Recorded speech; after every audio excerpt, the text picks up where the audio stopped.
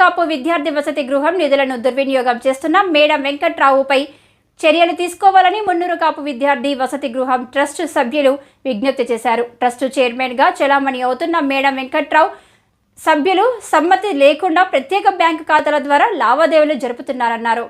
ఇష్టారాజ్యంగా వ్యవహరిస్తున్న ఇతడిపై చర్యలు తీసుకోవాలని సోమాజిగూడ ప్రెస్ క్లబ్ లో ఆరోపించారు. మేడ వెంకట్రావును పదవి నుంచి తొలగించి పేద పిల్లలకు విద్యార్థులకు ఉపయోగపడేలా వసతి గృహాన్ని నడిపించాలని ట్రస్ట్ మెంబర్ నిమ్మశంకర్ పేర్కొన్నారు. ఎంతో కాలంగా హైదరాబాద్ కాచిగూడలోని మున్నూరు కాపు విద్యార్థి వసతి గృహం పేద పిల్లలకు విద్యార్థులకు ఉపయోగపడుతూ వస్తుందన్నారు.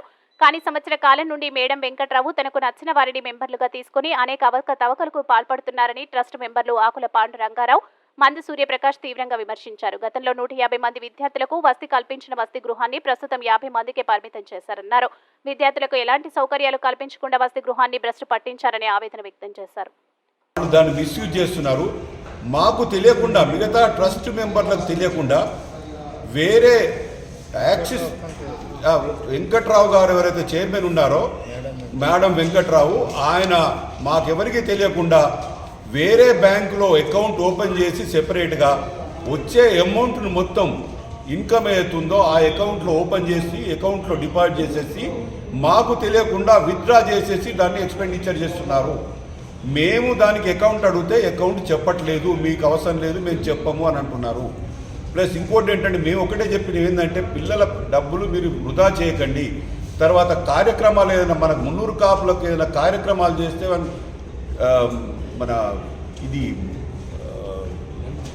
డెవలప్మెంట్ కోసం, మన హాస్టల్ కోసం డెవలప్మెంట్ కోసం మనం ఏదైనా చేద్దామంటే దేనికి మాతో సహకరించట్లేదు. తను ఇష్టమైన వారికి చేస్తున్నాడు, ఇష్టం వచ్చిన పద్ధతి ప్రకారం చేస్తున్నాడు.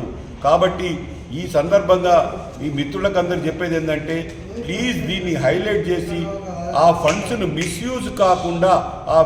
మిస్యూజ్ కాకుండా చేసే బాధ్యత ఈరోజు ఈ మిత్రులదే.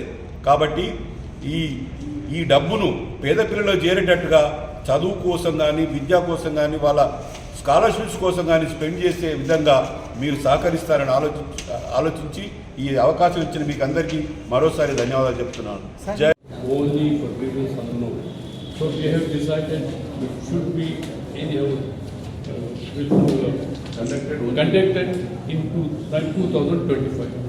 It is highlight here. That is what our contention. That is what our contention. Okay. Request చేసి హైలైట్ చేసి మన కాపు సోదరుల ప్రాపర్టీని కాపాడాల్సిందిగా మీ అందరి తరఫున